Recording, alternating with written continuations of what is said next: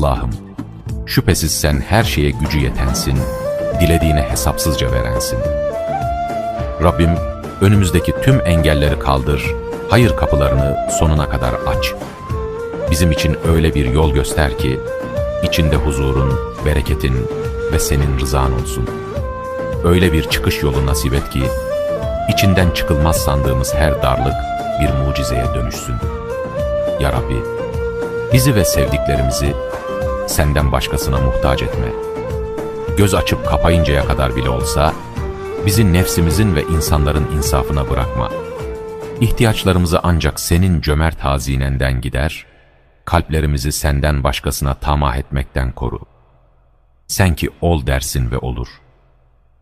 Bizim için de hayırlı olan ne varsa, ol emriyle vaktini bekletmeden, gönüllerimizi ferahlatacak mucizelerle birlikte ikram eyle. Amin.